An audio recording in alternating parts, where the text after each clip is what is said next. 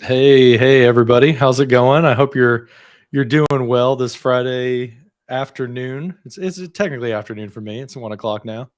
Andy, how's it going, dude? Doing well, man. Doing well. Hope you are.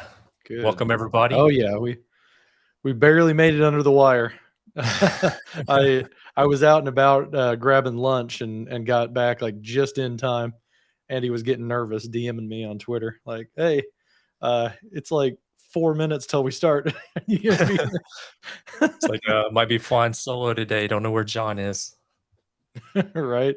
So it's been a busy week, man. It's been like just a lot going on, with the regular day job. It's been busy every single day. So, I've been but pulling double duty, so I can definitely sympathize yeah. with that. I get day job stuff in the morning, and I'm prepping for 365 EduCon conference in Chicago next week. Uh, hmm so lots and lots of work, morning, afternoon, and evening. But this one's going to be Yeah. fun, and I know next week's going to be fun as well. It's gonna be crazy, because like Ignite's coming up in 2 weeks. So it's like gonna be even more wild here in what is it 2 weeks or 3 weeks? I think we're 3 weeks away from Ignite. Yeah, I think it's 3 weeks So out. yeah. Daryl's joining us way early here from New Zealand. He's here for the pre-ignite party. Yeah, we thought that this would be a fun episode to go through and talk about like some of the like bundle up a lot of the what's new in Microsoft Teams as well as kind of look forward to Ignite, which Andy, you and I were talking yesterday with all the like Viva news that dropped yesterday is like what could What's they left? have for Ignite now? Like Yeah, there like was there was a lot of stuff yesterday that came out all at I still once. haven't gotten through all of those announcements that they made for Viva yesterday. I think there were like 6 I separate haven't announcements. either. It seems like there was a couple of Yeah. new products that they announced as well, and if they're announcing that yesterday, like, what are they gonna announce Mhm. at Ignite? Like, I had to Yeah. change one of my predictions because of that. Oh, really? Yeah, so today we're gonna end out the stream talking about, like, predictions. What do we think might happen at Ignite this year? What might get announced? And, mine's all a little bit of safe guesses, I think, based off of, like, educated guesses, if you will, of, like, what we've seen in the past. But what's exciting about the Ignite time is what new thing is gonna come out that, like, nobody anticipated, right? Like Loop last year. I think that was the thing that, like, I there's no way I could have guessed that, oh, they're gonna completely restructure next gen collaboration into this, like, anatomic unit called Loop components, and, like, make a whole product out of it, out of something that they were doing in Fluid Framework. So, it'll be exciting to see what surprise we all get, whenever there's a few things that could probably be expected. So, Yeah, I think that one caught a lot of us off guard, and that one was really welcome, like, to see the yeah. evolution and collaboration. I know there's some really cool stuff that I would like to see, with Loop at some point, so I'm looking forward Mhm. to maybe some Ignite announcements, around that. That would be just really, really awesome. I know Yeah, there are I a hope few we hear people, more Daryl, about it. that are really excited, about that as well, Yeah, or he's been about waiting Loop as as a well. I whole. hear we've got hey, like, we showed it off once, and then there hasn't been that much, and I know, like, Daryl, he's showed it off more than anybody I've seen, and, I know he's chomping at the bit for, like, new stuff to talk about, new stuff to show. So, maybe we'll get a little bit of that here in a couple weeks. Um Yeah, I agree with this one. Like, I don't think there's gonna be anything else for Viva. I think so too. I feel like it it seemed like it coincided with there were 3 things that happened, right? That are kind of like lined up as far as like marketing. There was the Viva announcements dropped at the same day that there's like a new work trend index, right? So Mhm. like the work lab stuff started getting going again. And then yeah, it's a new season of the work lab podcast with Jared Spataro as like the guest, right, kicking it off, and it's kind of like talking about new loop. So it all plays into each other, right, as like one big like announcement. It is interesting, like they didn't wait a couple weeks to do all that at Ignite. So I wonder if they did it as its own thing so that it didn't steal the thunder from something else, or that something else wasn't so big that everybody talked about it instead of Viva. So Have sounds like they're you going to have a read busy fall. any of from the Jared Spataro hybrid work um, content that they released yesterday? I haven't. No, I've got the podcast in my podcast app um to listen to this weekend. Is like 30 minutes long. I always really like those work lab podcasts. I listen to every single one of them. I started Um reading that last night. I didn't listen to the mhm, podcast, just the article. And for those that are joining in on YouTube, I'll put that in the comments there. But like, mm, there's some really interesting um, takeaways and analysis that they've done around the future of the workplace. There were a few things that yeah. like really jumped out at me. Around the numbers and the percentage and like how things have grown. But one that Mhm, really stuck out with me was the increase of online meetings, and mhm. that hasn't plateaued and started to go down. Even like some people consider it post pandemic, but Yeah. even as some people are returning to the office, the number of virtual meetings and the telemetry that Microsoft is tracking on that has not started to plateau or to go back down, Mhm, implying that hybrid work, virtual meetings, and so forth are here to stay.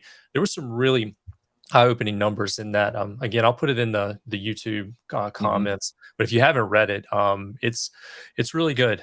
There's some really good Yeah. information in there. The title of it is hybrid, the WTI Pulse Report. But I'll get that Okay. in the YouTubes. Yeah, I need to read up on that stuff and catch up. I saw that I think there was another blog.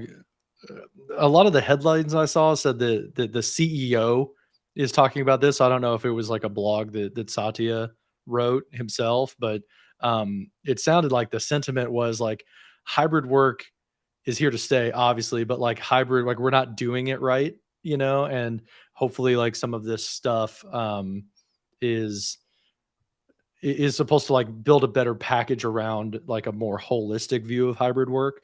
Because I totally resonate with some of the things about like productivity anxiety, and like if you're isolated, especially being in a new job, you're isolated from other people, and like, am I doing the right things? Am I doing as good as the people around me? Like Right, when you're not physically around them, you get stuck in your mind a little bit about like, do I matter?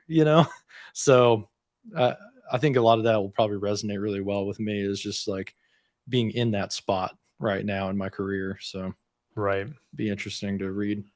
Yeah, because you and I both kind of onboarded to Yeah. new organizations right around the Yeah, because you beginning. started in like January, right? Yeah, yeah, and, like, Yeah, and I being was in in a April. hybrid workplace, I had worked and contracted with this organization for years prior, so, Mhm. there was familiarity and relationship, but, like, just sitting in my office and, like, trying to figure out, "Okay, what do I do next?" And, like, Mhm. that was a little bit challenging, and, like, am I being productive? Um am I doing the right thing? As you were saying, like, Yeah. that was, there were some times the imposter syndrome was really setting in, and it's like, okay, what Oh, next? yeah. But things that you find your footing after a little while, and you figure out in that online virtual space like where to go next, and kind of go from Yeah. there. But yeah, it's definitely a challenge in the hybrid workplace. Yeah. So, heavy topic to start out with, but, Oh no, we we we, start out light. yeah, well, and something that I don't know a lot about, Viva stuff. There's a lot. The good thing is there's a ton of MVPs who have really latched on to Viva. So, people that are building like content around Viva and seeing it in the real world from like either consulting practices or what they see in the enterprise. So I need to put my learning hat on and learn more about it, you know. But yeah, interesting topic nonetheless. What we were thinking we would do today, though, is kind of bundle up like what's new in Microsoft Teams. It's a little bit more in my comfort zone anyway than Viva is. And I like this stuff because in my new role as an enterprise architect, I'm not so like in the weeds anymore, right? Of like being just waist deep in like what's coming next and how does this feature work, and showing people what it does and knowing the roadmap like in my sleep, I'm a little bit more removed from that. It's like looking at a holistic view of the enterprise and where the enterprise is going. So I really like these types of moments when we can slow down for a second, go through a deep dive session. And with this one, I feel like we've missed a lot. Maybe missed isn't the right word, but there's been just like a lot of stuff has happened over the summer that didn't get a whole ton of press.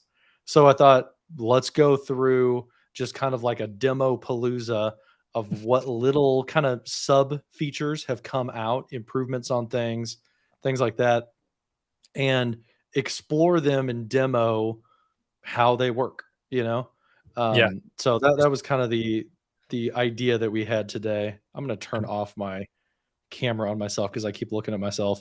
Um, but we had a good idea like right before we started our live stream is we've put this into a little bit of a structure. So we've got an actual agenda here to go through, like remind ourselves like what we're going to talk about in these little kind of bite-sized demos.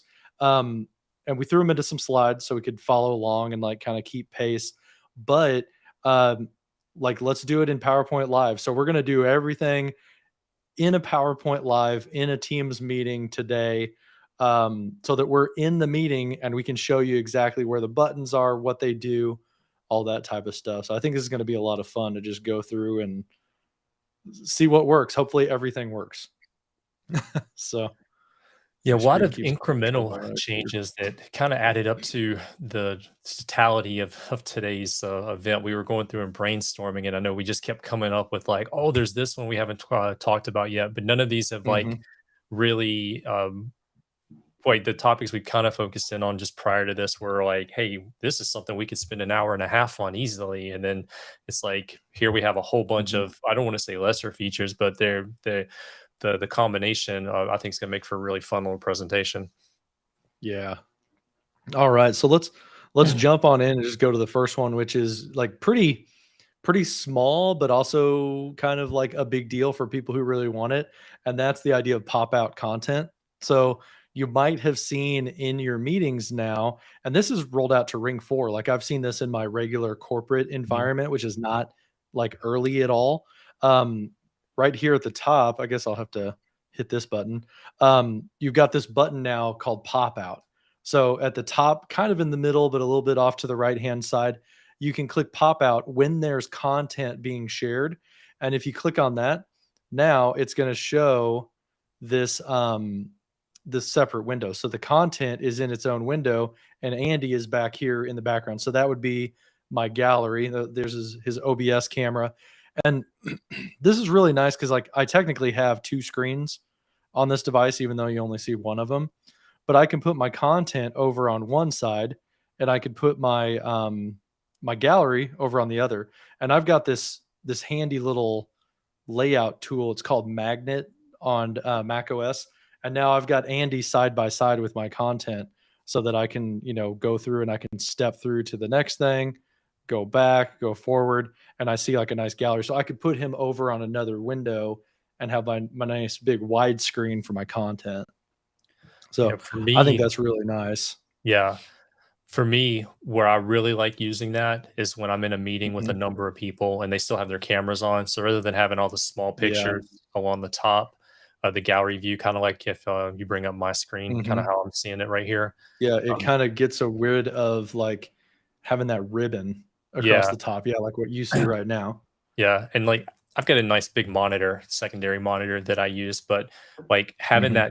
that rather than small tiles there, I can put it in the large gallery and put it side by side with the content, and then I can see people, and it feels not quite like I'm in person, but I do see more facial Mhm. expressions, and I feel like I'm more attentive because if somebody talks, it's a little bit bigger than the smaller thing, and it's just side Yeah. by side. You can organize it however you want. Mhm. Yeah, Phil says he loves it. It's his favorite new feature right now. So, I personally, I don't use it a whole lot, but, I have had times where, like, there's such small text on the screen that it's really helpful to just, blow that up and kinda get rid of, the people because I put my people underneath my camera. So like what you're looking at right now on my screen is technically right here underneath my camera so that I'm facing the right direction. But I can put that other like content that I'm not looking at or the gallery I may not be looking at over here, and I can focus like my attention to where my camera generally is located. So I think Daryl kind of does the same thing. He says he puts the gallery video feed under his camera and then goes and puts his content over off to the side, kind of like what we explained there. Because like Yeah. if I did that on my screen right now, I would move content over, and then I would put you nice and big right here so that I could glance down, look at you, but I'm still facing my camera. And because I'm wearing glasses right now, you probably don't see my gaze go down to where you are. You know, it kind of still looks like I'm looking at my camera. But if I look at my content now, I'm looking off to the left hand side and it looks like I'm not paying attention or something. So I think Yeah. that's a pretty nice little addition. And to get back out of this, you just close that window right there, and it just merges it all back into the same window. What's interesting about this though, Andy, is see it reloaded my PowerPoint Live Mhm. because I've hidden the presenter view so you guys can see it as big as possible. But when I go back into pop out, it reset my view Yeah. back to that presenter view. And then if I go back in, it's like back at the presenter view. So I have to like go change it back. So that there's a little quirk, I guess, that we find. So um anything else on pop out content that you can think of? No, I think It's it's pretty pretty it's pretty much straightforward. what it is.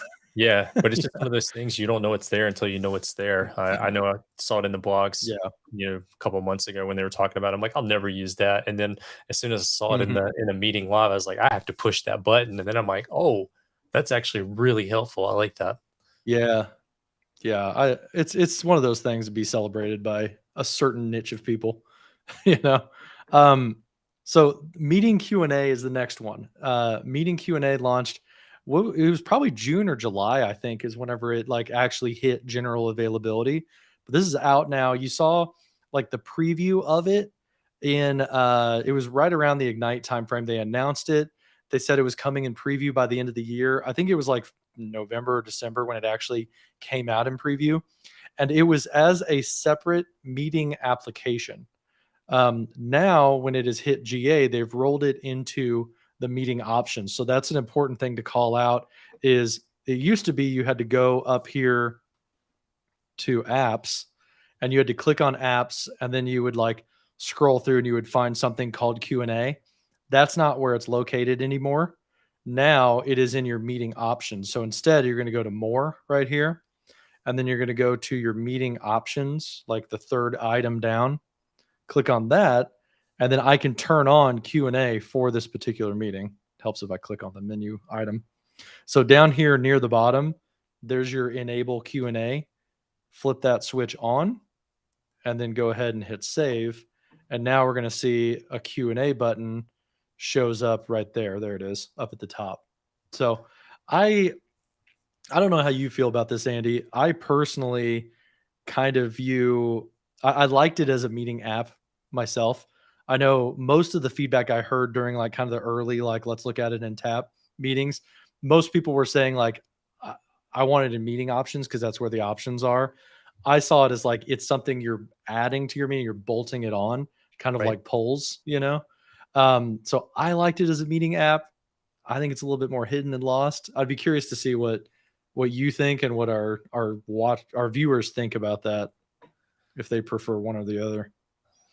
I can see it both ways. Like having as an apple on the top, I think kind of made it we were Mhm. building muscle memory. Like you want to add a poll, go to the add an app. You want to add Q&A, go to add an app. So if you want to add to the meeting, Yeah. you add that. But I also see it from the other side of view. When I set up a meeting, I'm conditioned to now send out the meeting invite, then go back into meeting options, and I can make adjustments for who can bypass the lobby, who my co-presenters are going to be, mics and cameras. Oh, there's Q&A down at the bottom. Do I need that Yeah. for this meeting or this webinar? So like I can see muscle memory from both sides. For me, it really doesn't matter one way or another. It's just you have to remember Yeah. where Yeah, where it just is you to gotta know where activate it's it. at, you know? Yeah, once you learn it, it is what it is. So, um, Phil has a good question here about, does anybody know if Q&A works with external participants? I'm pretty sure that it does, right? Um, I mean, you're external right now in this meeting. Correct. You see Q&A and you can add a question. Are you able to do that? I flipped it over to your screen. 1 second. So I'm the host. I'm the organizer of this particular meeting, and Andy's asking a question. We're like, is this working? So he has submitted his question. I throw this back up on my side. There it is. So from Andy Honeycutt, who is external to this organization, I see, hey, is this live on YouTube? And I can go ahead, I can upvote it, and I can say, yep.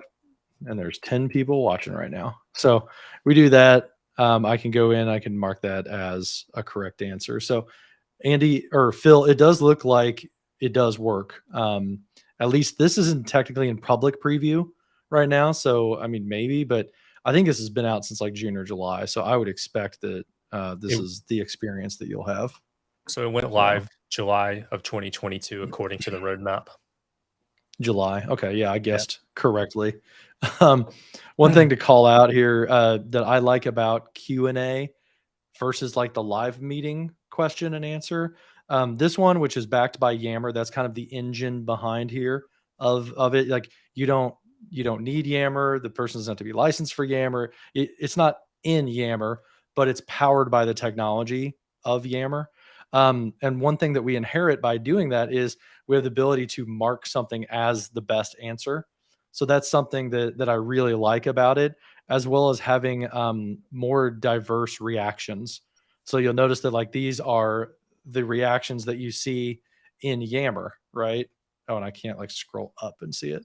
So I can do more. I can celebrate, where with Teams live events, it's just the ability to have like a thumbs up is all you can do, and then you can sort by the most reacted to as well.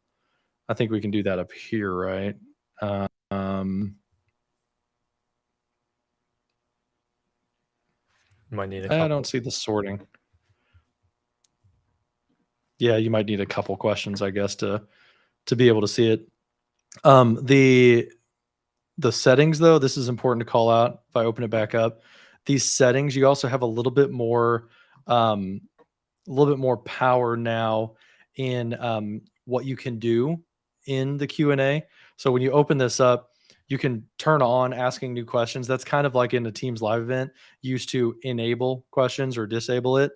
You can check a box that says allow people to ask questions. You can turn off the ability to respond to questions. If this is checked like it is right now, then anybody who's in the meeting, they can have Q&A up and they can respond to each other, which is helpful if you want to, crowdsource information and maybe there's somebody who knows an answer. That's great. Leave it checked.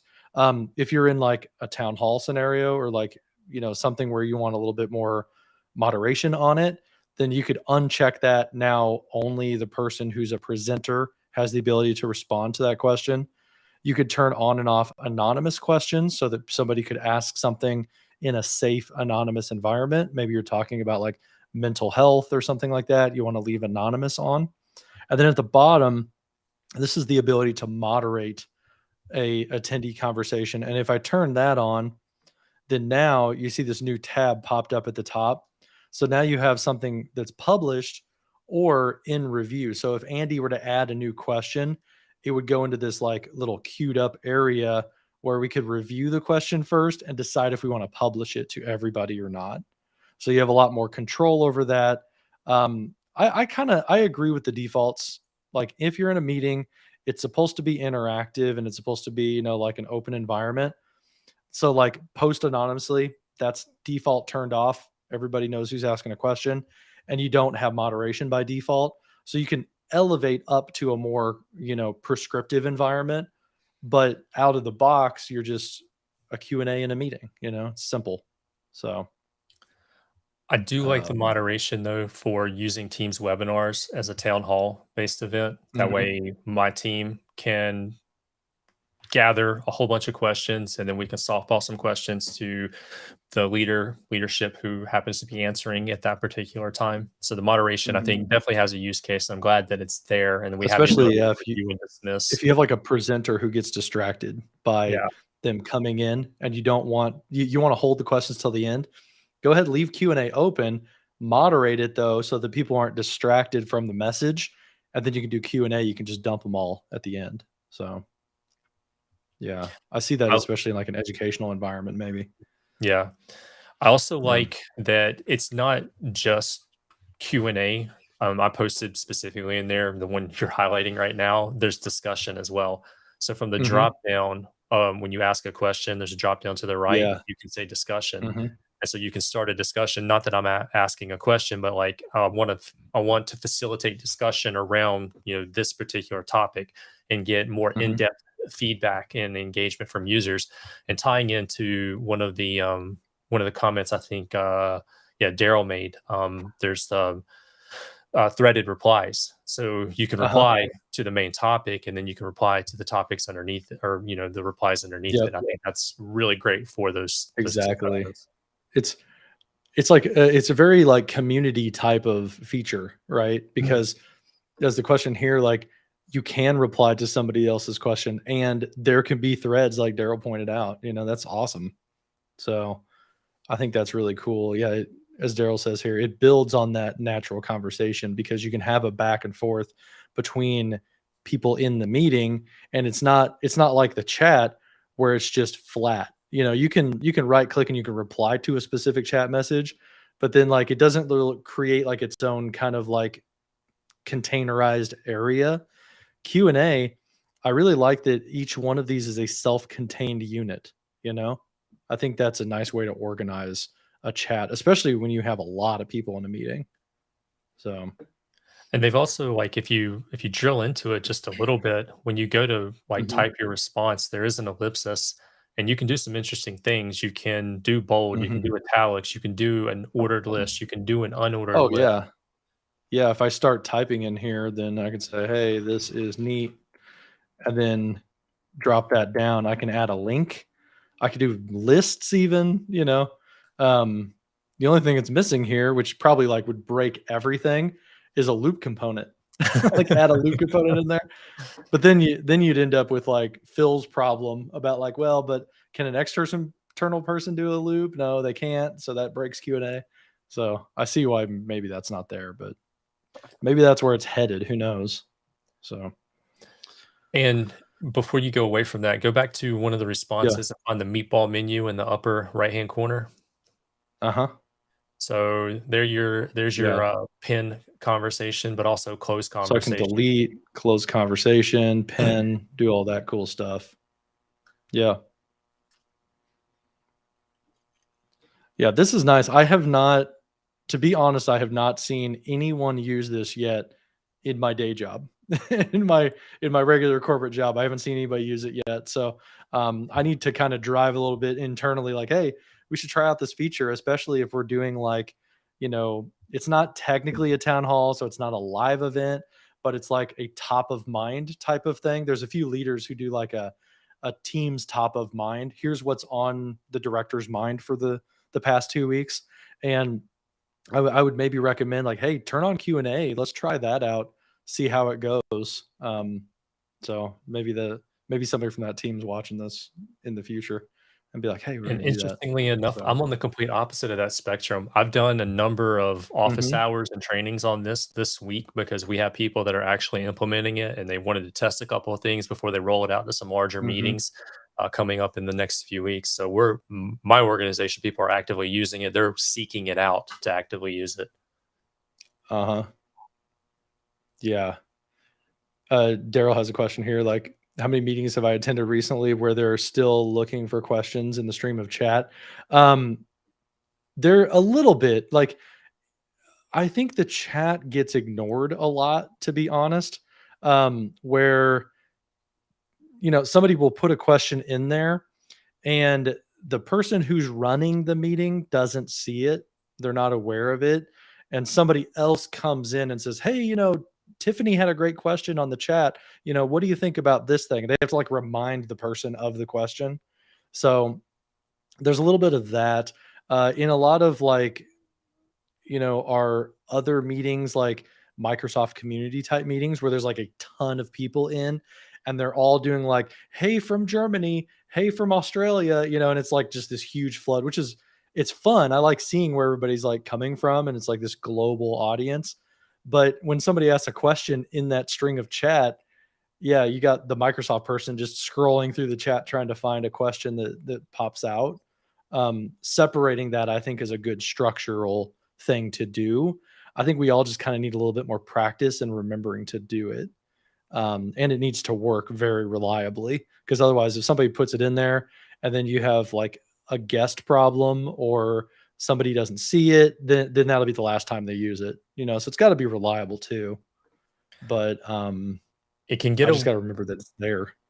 you know? Definitely practice with it, and try to have people hit you with a fire hose of questions while you're practicing in it. And Mhm. if you're gonna use it for some, like, larger events, a few hundred attendees, you wanna have, like, multiple people Mhm. kind of moderating that Q&A and kind of like, I'm gonna get this question and, Yeah. publish and then answer, kinda have, like, a workflow to it.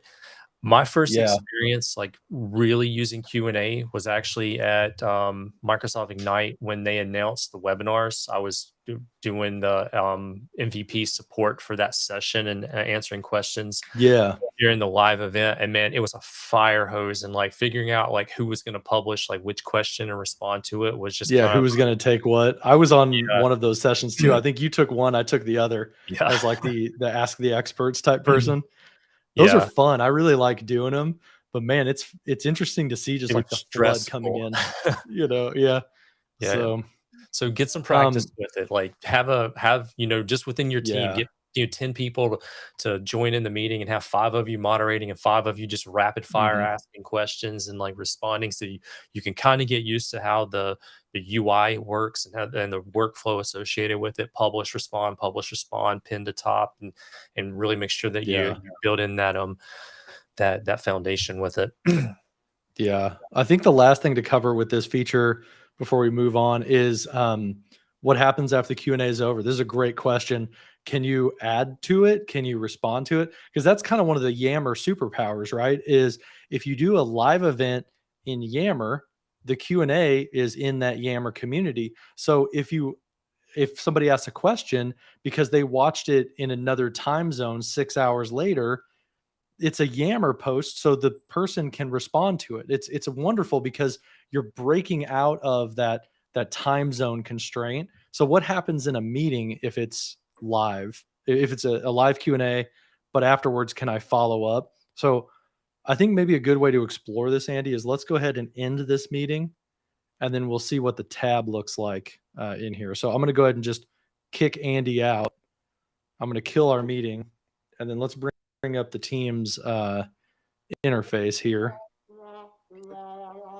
So, yeah, sorry, Andy, I'm gonna kick you out there. So where you get to this after the meeting is over is you're going to go to your team's calendar. You're going to click this little icon to expand the meeting out to a full screen. So I'm in the meeting details now, and then where's it at? Question and answer. It's supposed to be a tab up here, right? Breakout rooms, attendance. Did they move it under like the attendee dashboard or something? Oh, Good there it question. is. There it is. So it might have been moved or it might not be rendering this like correctly. I would say first look for a tab called Q&A. Second, I'm finding it under the attendance tab. So go to attendance and then okay, Daryl's saying it takes a while for the tab to appear. But under Q&A, I can click on this and like, oh, there's Andy, he's a participant. If I click on him, I can see that he asked 4 questions. I guess I can't drill into that right now. So maybe if I get out and get back into it, then maybe I'll see something for Q&A. Or as Daryl mentioned, it might show up here after a little bit. So why don't we Circle put a back to pin it. in this one? Yeah. So Letitia, is that how you say your name? I'm gonna star your question that's on screen right now, and we'll come back to it, so we won't like lose it in the chat. Um, we'll do a couple more features, then we'll come back, see what the Q&A looks like if there's a new tab there. So sorry about that not rendering yet. Daryl's probably right. So I think what's going to happen is you can see the Q&A, you can export the Q&A, you glean information, but the meeting's over. I don't think you can reply to it. I think you'd have to like email that person or ping them on Teams and follow up. So any other questions or comments about Q&A here? We got big meetings. Looks like we need to, yeah, for big meetings, like, maybe that would be a nice recommendation, Phil, is like, maybe there's intelligence in there during the scheduling process that maybe Microsoft could say, hey, we detect this might be a big meeting, or this might have structure to it because you've added an agenda and you've called it, like, you've got the word class in the title, so like, we think this is a class. Maybe you should control these options. Maybe there's some intelligence that could be there to help people get to the options in their meeting and do it a little bit better. So Dwayne, who says, leaves a lot to be desired. Looking forward to the new Teams web experience. So short support Q&A. Yeah, so a lot of you in the educational space, I think what you're saying, Dwayne, is like, there's so many people who they live in their Teams meeting in the web experience. They're not in the full-blown app, and there's just huge gaps in the web experience when it comes to Q&A. Like, they need that native experience, but in the web browser. So it's something I haven't personally experienced myself because I live in the app all day, every day. So I've got that app experience. Dwayne, you're probably one of the guys that's probably used Q&A the most because you're in the education sector. So, which, thanks for watching, Dwayne, and congratulations on being an MVP. Everybody who's watching, Dwayne, I think it was last month, I believe, joined the fun club of MVPs. So welcome, dude. So let's jump back into the meeting and we can go to the next slide here. There we go. I'm back in. And then one of my favorite features, I've got my PowerPoint up right here. We're going to hit present in Teams. That sends it over to Teams. Before I click this isn't on our slides, Andy, but have you guys noticed this ribbon now? Instead of the like box that goes in the middle of the screen and the or like the purple ribbon across the top, I've noticed they're like these call outs that kind of like show in the top center. So that's another thing to be aware of, is like they're a little bit more subtle now, which some people might like, some people might not like. I kind of preferred like the purple ribbon across the top. I kind of did too. It was more in my face. Yeah, it was visible from end to end, and yeah, no matter which way they go, they're gonna make half the people mad. So why did you move my keys? Exactly, right. Which is like with meeting Q&A, like, you moved it to the options. What the crap? So the next one is polling updates. So the poll, which is not in the meeting options, it's in the meeting apps. So you got to click the plus button to get a poll. There's been a lot of new updates in here that I believe there was a whole blog post about, like, it was in like one of the what's new, I think from July potentially, with a whole section on meeting polls. So we wanted to dive into a lot of what's available. So I'm going to add a meeting poll to this. And then Andy, I might let you click around and see if you want to explore on these for a little bit. So you click the plus to add an app. The polls app is available. So we're going to add that polls app. And then now I've added this onto my meeting. I can't do any of that. Oh no. Yeah, you can't. Yeah. So what does the experience look like for Andy? Let's check that out. So Andy, it didn't pop up. There wasn't a button for polls, even though he's a presenter. So we'll drive from my side here. The first thing we notice, though, is the second item on our list. The first thing we notice is there's these suggested meeting polls that popped up. So I haven't created a poll, but it gave me some recommendations right here based off of like what I've used in the past or, just some like icebreaker type of questions. So this one is an icebreaker. This other one is collecting feedback. They've actually added like these categories to the meeting poll suggestions, which is really cool. So I can click on this and say, okay, I like this one. Let's launch this poll. The second thing that I noticed that's new is you can add emojis into your responses. So you can add an emoji in. You can do a thumbs up. You can do like stars or something like that. We'll talk about stars in a second. But I've got, great, good, just okay, not so good, and then not great. So like you've kind of got like smiley faces to a crying thing. So I'll just launch that. And then let's see, Andy, did it even pop up for you? Nope, it didn't even pop up for you, did it? I thought this worked for guests. I don't know. Yeah, it showed up in the chat for you. Yeah, so I interesting. I did get a notification. I did get an audible notification. You might have saw me jump. Remember those audio issues I was telling you about? Yeah, Yeah. that whatever that sound Was that not you pressing a button when it made that No, noise? did you hear that? It sounded like a foghorn. It sounded like a foghorn laser. Like, That wasn't you? Did no, anybody hear that in the chat? Let us know if you heard that. When I launched that poll, I got like a wah wah, like some type of obnoxious noise in my ear. That's new. There's another what's new in Teams.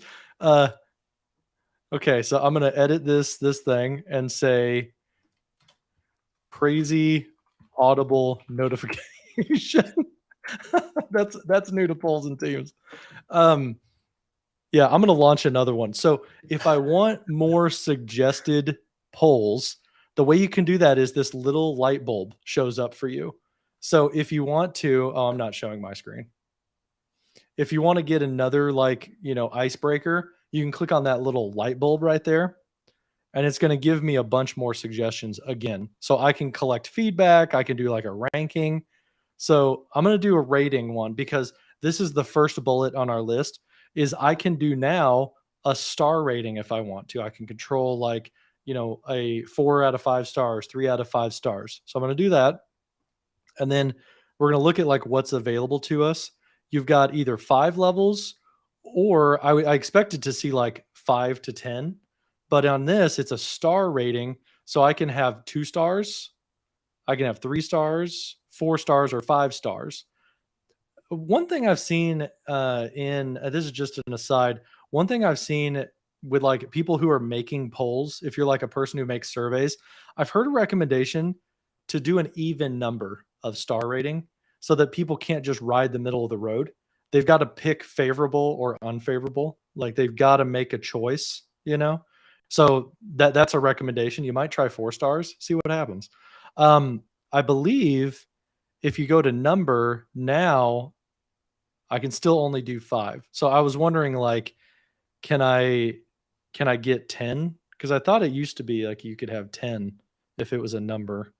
You got thumbs up, smiley faces, hearts, check marks. Man, there's a lot of options here. Trophies, that's a cool one. Flags, light bulbs, or a ribbon. Yeah. So that's kind of nice. You can have like a 4 ribbon thing. What do you think about this? All right. I'm going to shut would it up. be I'm trademark going to launch infringement the poll. if you did 6 flags? Yeah. Copyright infringement. Yeah, we would get a takedown notice if we did 6 flags. All right, I'm going to launch it. Let's see if it makes that noise again. Yeah. Wow, that's a interesting noise.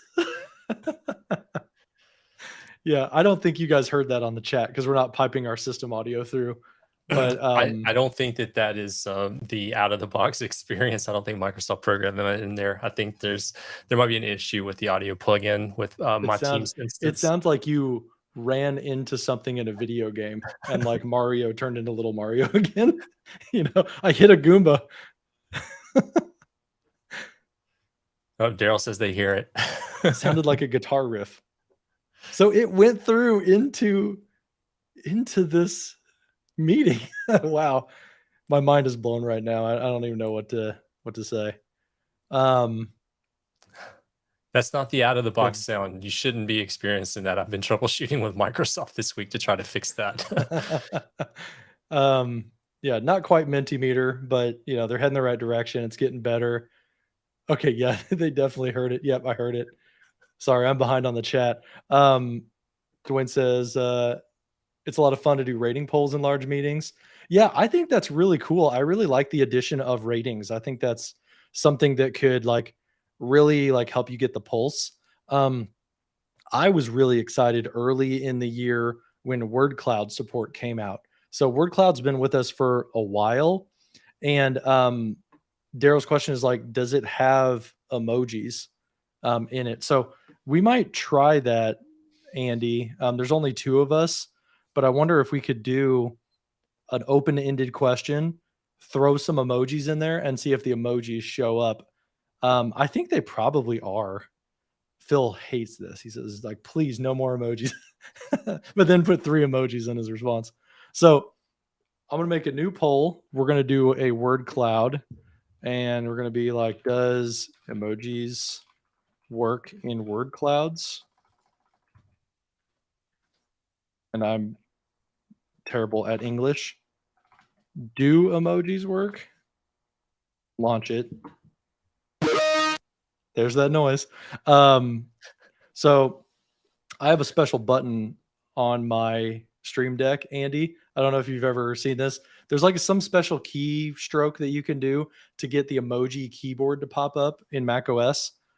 But I programmed a button to do that so I can do raised hands and hit submit. And then let's see if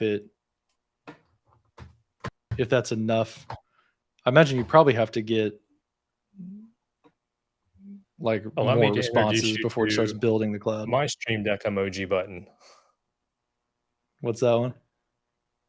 Oh, you have an emoji button on your with your thing. Yeah, that's what mine is. It's a little smiley face picture, but it brings up my emoji keyboard. So, but you can't do the word cloud because you're a guest. So yeah, you can't add to this, can you? Well, no, it popped up. Yeah. Yeah, it pops up briefly for a second, but I'm not fast enough to get my cursor in there. Okay. Yeah. I may have to just add Megan Bowen or something to this. So we can get more people to be in here. Oh, but I'm not in Contoso. I'm in my collab more tenant, so that's not going to do anything. Never mind.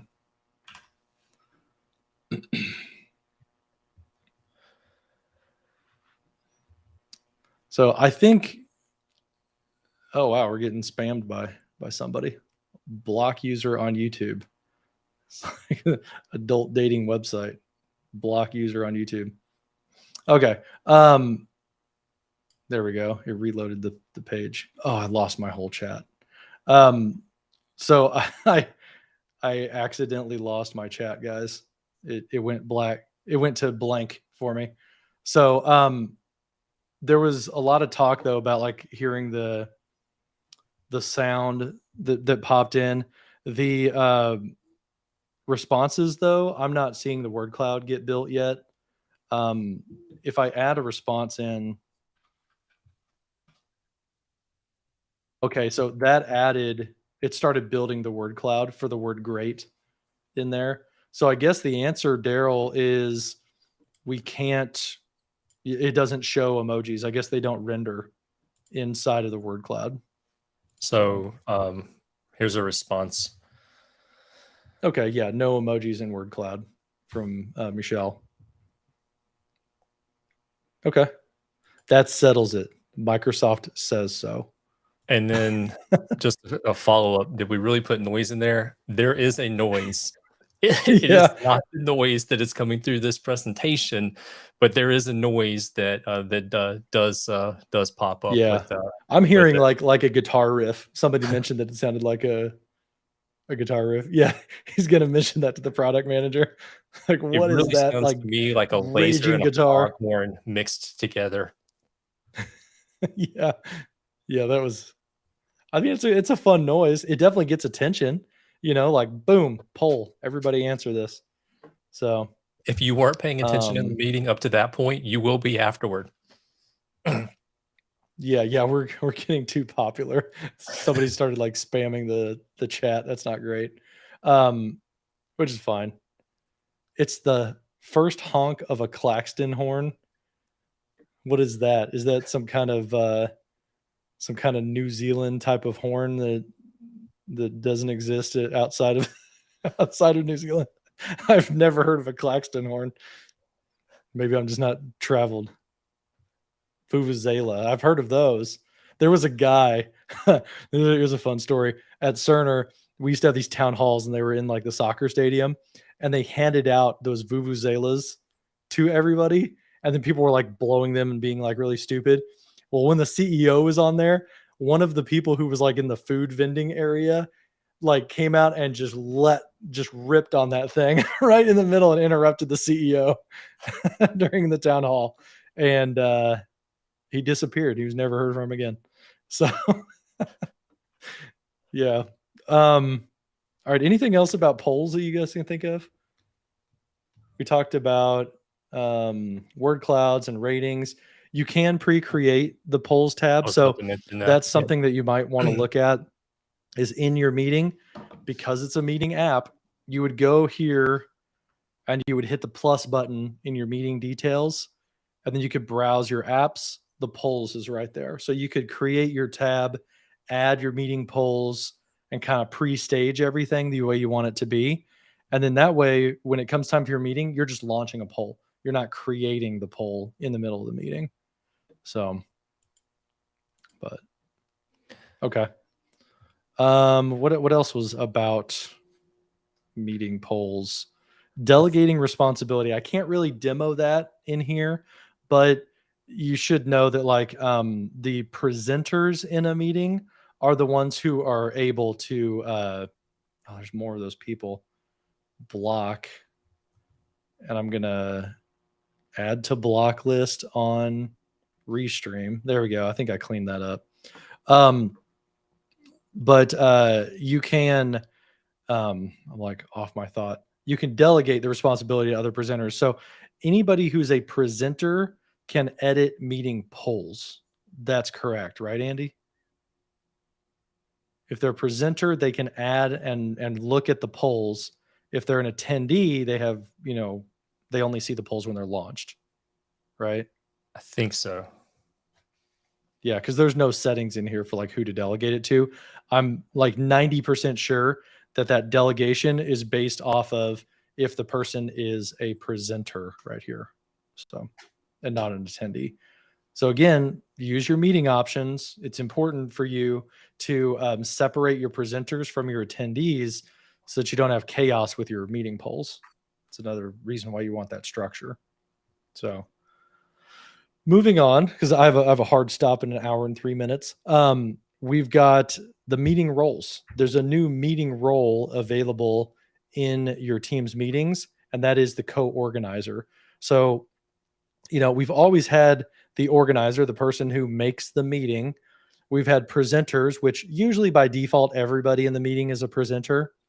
Then they added the attendee area. That was like a couple years ago, where now you could separate presenter roles from attendee roles. The attendees can't, take over the meeting and blast a bunch of content in there. They can't mute other people, stuff like that. You have guests, which Andy, you made this slide. I think you mean organizational guests, right? Like Mhm. the guest of your org. Yeah.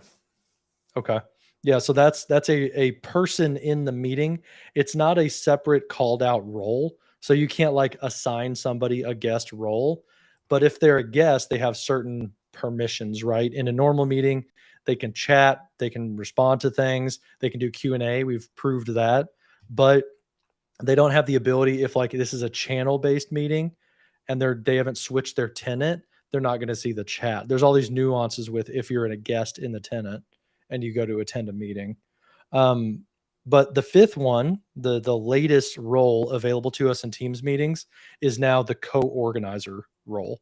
And the way that we get to that is in the meeting options. So we're going to go into our meeting options while the meeting is live. I can drop down this co-organizer section right here, and I can choose a co-organizer. I can choose from a list, or I can type a person's name. If it's like 300 people are in the meeting and you want to type in their name. So I can assign Andy co-presenter or co-organizer role and go ahead and hit save on that. And then now he has all of the abilities of an organizer. He can go in and he can change these meeting options now. Not He quite can all add the other abilities. things. So There's a couple of things that a co-organizer can't do, and I think we've got a slide coming up that do gives we? a Okay. detailed breakdown of that. Okay. So Yeah, what just is that, the screenshot it. slide here? Yep. Cool. Okay. So if I zoom in on this a little bit, hopefully you guys can see that a little bit better. So the co-organizer, you add them according to this picture. You can search for their name, drop down who the organizer is, and then this is how you do it inside of a live meeting. Is it the next slide maybe that has our what they can do? So Yeah, yeah, there's the you add breakdown people of in, you go steps. edit your meeting, go into meeting options. There you go. Co-organizer capabilities. You want to go over this table? Yeah, sure. So we'll start with what the co-organizers can't do. For the Mm-hmm. most part, they're going to be able to do many of the same things that the organizer is going to be able to do, but they're not going to be able to manage the meeting recording. So the organizer can manage that, and then the person that starts the meeting recording would be able to delete it or be able to edit the meeting recording. So they're not going to have that capability. That also Mm-hmm. applies to bright breakout rooms. When I first saw this chart on Microsoft's website, I was a little confused about that, but breakout rooms as well. Like when you do breakout rooms, you go room to room and you can start the recording. They're not going to Mm-hmm. be able to change the meeting organizer's role. So they're not going to be able to assume the meeting organizer's role. So it's not like, hey, I'm just going to pass this off to you. They're not going to be able to do that. And there's some Mm-hmm. limits to changing meeting options for channels. So channel meetings are a little bit different than a default meeting, a meeting that you schedule from the Teams calendar or from Outlook. Channel meetings happen Mm-hmm. inside of a channel. They're not going to be able to change the meeting options during the channel, but the organizers are going to be able, within a normal meeting, to be able to update the meeting options. They are going to be able to become a Mm-hmm. breakout room manager, help you to um, create breakout rooms and then manage attendance to those breakout rooms. They're going to be able to help you manage with people bypassing the lobby, admitting people from the lobby during the meeting. They're going to be able to lock down that meeting as well. They can present Mm-hmm. content just like a presenter would be able to. And then they're going to be able to help you manage roles, elevate attendees to a presenter so they can maybe mute or unmute or come off a mic. They're going to be able to Mm-hmm. demote presenters down to an attendee or kick people out of the meeting. And then they can also end the meeting for everybody. Okay. Yes, I mean they have a lot more power than just a presenter, but there's, still a few things you can't do. The lock up meeting, this is something that we discovered during like tap validations like just this week. We were talking internally about like, hey, we're testing some like meeting devices and we need to be able to lock the meeting in from the MTR, and like how do we test that? The thing was, well, add the room as a co-organizer, and then now you can lock the meeting. So those were like ways that we kind of had to work around it, is getting them to be a co-organizer so that they could uh, actually lock the meeting from that device. That's something to keep in mind if you use MTRs.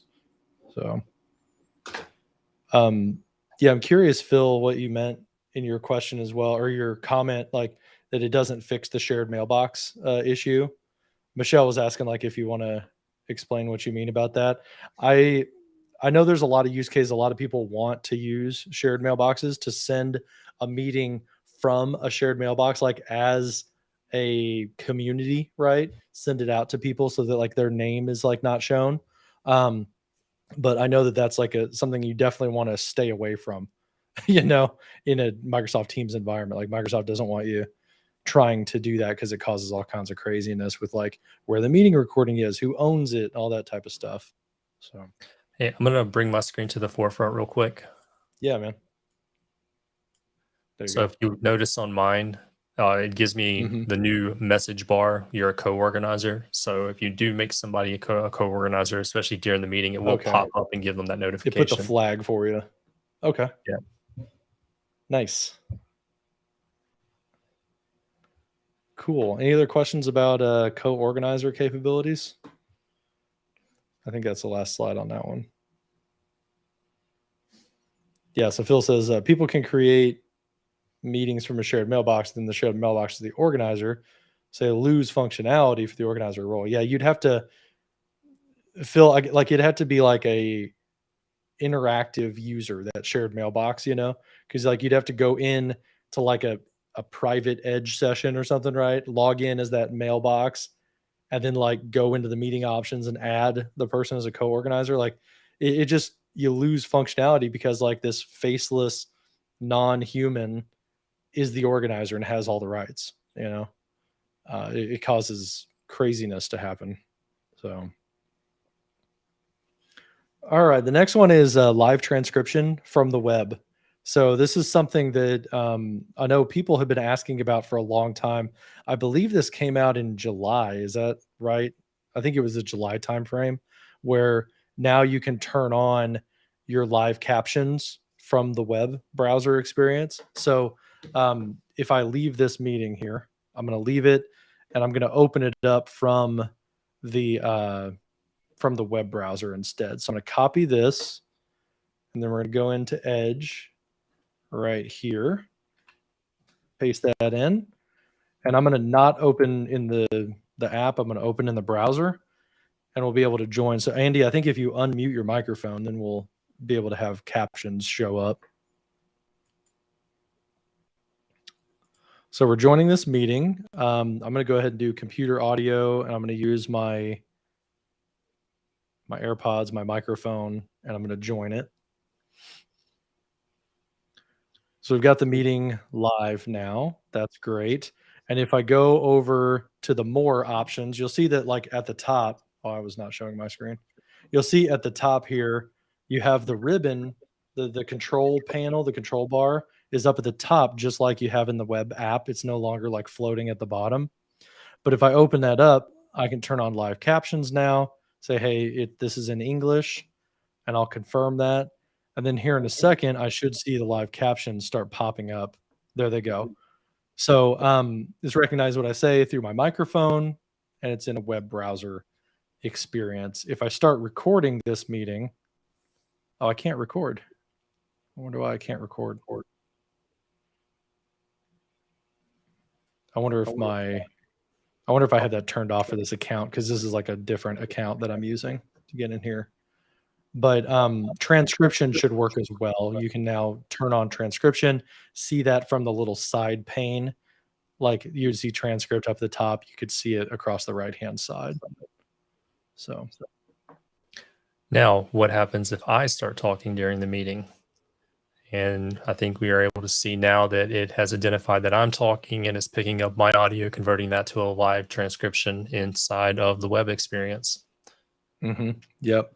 And I hear double audio from you Yeah. because I hear you coming through the meeting and I hear you through the browser as well. But through Just a little Restream. reverb. Yeah, yeah, you sound like you're in a rock venue. But yeah, so that's available. And Phil has some feedback on this one. Says, yeah, 2 lines of scrolling is a little bit painful.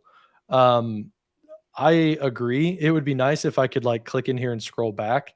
That's really what the transcript is for. Cause like the captions at the bottom, those are supposed to be for it's an accessibility thing.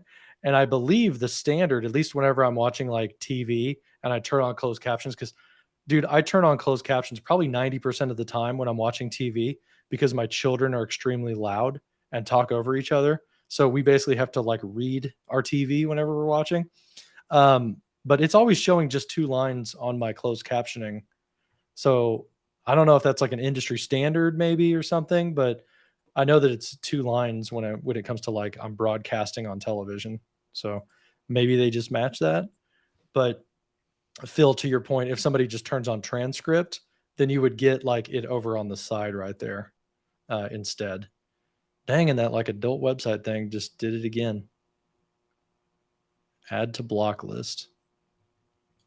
There we go. It just disappeared. Oh, we don't allow transcript. Yeah, it's that way for me too, man. Some of the countries that we operate in don't have recording and transcription turned on. So I definitely feel that. Also, when somebody changes the spoken language, it changes for everyone. Yeah, that was something that we pointed out, I think a couple of sessions ago, maybe, where if whenever they like set the language in the meeting, it's going to set that for the meeting. Like you're telling teams what is the spoken language here, and it's not a transcription, it's a closed caption. It's not a translation, it's a closed caption is what it is. So it's not going to translate into another language. Maybe that'll come eventually. So Michelle, thanks for joining, man. It was good to see you on here. Yeah, excited for Ignite too. I'm sure you'll be around at Ignite. Maybe we'll bump into each other virtually. So, The virtual anything else hangout. with live captions? No, Yeah. I'm just happy to Hey, see maybe some of we'll these meet in features alt starting to roll space out on the somewhere. web. Do what? Sorry. I'm just happy to see some of these features starting to roll out to the web. There's been a lot of innovation in the web recently. There's been some parity came between the desktop, and in some cases, there's a few things that have hit web that are not in desktop yet that are pretty cool. But I'm happy to see Yeah. the live captions go to the web because we have so many users that they spend their day in the web. You know, that's Yeah, things are they're kind of coming together slowly, Mhm. but they're coming together a little bit here, which I think is really good. All right, let me get back to the slides here and show that. We're going to go ahead and focus on content. There we go. And we're going to scroll through here. So we're at live captions and transcription. We just talked about that. There we go. So up next is together mode. Mm, So in Ring 4, there's 2 new features here. You can set up custom scenes, which was announced probably a year and a half ago that they had like in the developer build. It was kind of a developer-y feature. There was a portal where you could upload a picture and then you would move around who you wanted to be in what spots. And then you could publish that internally as a together mode scene. Whoa, I heard myself again. I heard myself twice.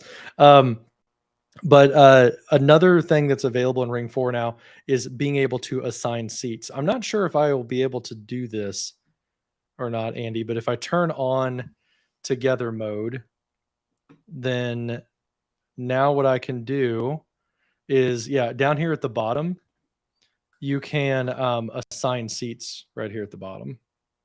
So I don't know why it wants access to my desktop folder, but whatever. So I can hit assign seats, and then it's going to come up with the together mode scene, which is really cool. And I can now drag people where I want them to be. So I'm going to put myself up here, and I'm going to put Andy down here, the bottom corner. I'm not sure how Andy's joined, so I'm going to put both of him down there. And then we're going to hit assign. And if I turn on my camera and I go back here, there's the 2 of us. So I'm up here in the upper corner. If Andy turns on his camera, he's going to go in the bottom opposite corner of the together mode scene. So this is available today in Ring 4. You don't have to be in any special, early public preview to get this feature. So super cool. One thing I would like about this, I think, Andy, is I would like if we could have that assignment saved, right? Or that might be a question is if you set up a series, like say you've got a recurring meeting going on, do you have the ability to like set assignments, like assign seats, and then have it set for that whole series? Or is it just for that one single meeting? If anybody knows that, I would be really interested in the chat. If you've done that before, like, can you reuse that seat assignment? Have you seen that before? Have you done anything with that? Oh, I think you're muted, man. I couldn't hear you. No, I have not. There you are. Okay. Yeah. Together mode's like one of those things that's like not used as much as I think some people hope it would be. But yeah, I would be curious if you can like assign people and then make that a sticky assignment from meeting to meeting. That would be really cool. Um, the other thing, speaking about go back to gallery mode, speaking about how people don't use together mode, there's another thing that helps is when you go into together mode. Oh, let's change scene. Is now you have this ability, which is in the bottom corner, select together mode for everyone. So regardless of if Andy has together mode open or not, I can force it on his screen. So I'm going to show him up front. So Andy just sees the ribbon. I'm going to go ahead and apply together mode for everybody. And boom, now Andy has been forced into together mode. So I think that would be really nice, um, especially for a teacher, right? They want to put everybody in the same view. They have that capability now by doing that check mark. So that's a helpful thing to know. Oh, and that's available in public preview. So this is why we have these slides, right? Is you want to know it's available in public preview today. So not quite in Ring 4. What were you bringing up there, Andy, with your docs? Yeah, so this is really cool from Microsoft. It talks about the custom Mhm. together mode scenes and then some best practices, but it also tells you how to build a scene, like Yeah. how to actually create your own, and it's detailed instruction. That was really cool. So I brought that up, and for anybody follows me on Twitter, I linked it there, and I think I put it in the YouTube comments also. In the chat. Okay, cool. Yeah, Yep. so the scene builder, is that what it's called? No, scene studio. So it's scene studio. And actually there's some like .json text that you can mess with too, so you can manipulate a little bit more than we used to be able to do. That's nice. It's another one of those things like I think people don't know about this, and it's another one of those features that like Zoom brought it out, and like I feel like maybe more people know about it in Zoom than know about it in Teams. But like you can do these custom together mode scenes and you can move people around, which is like something that people have talked about, like, oh, Zoom can do that. So that's another one of those things you can say, hey, yeah, actually Teams does it. Here's all the documentation on it. Find that on Andy's Twitter account, which if you don't follow him, there's a little tag. It's at Andy Honeycutt on Twitter, and you'll find the link to that documentation. So I So already know what scene I'm going to create. Give me a second. I'm going to pull up the yeah, image.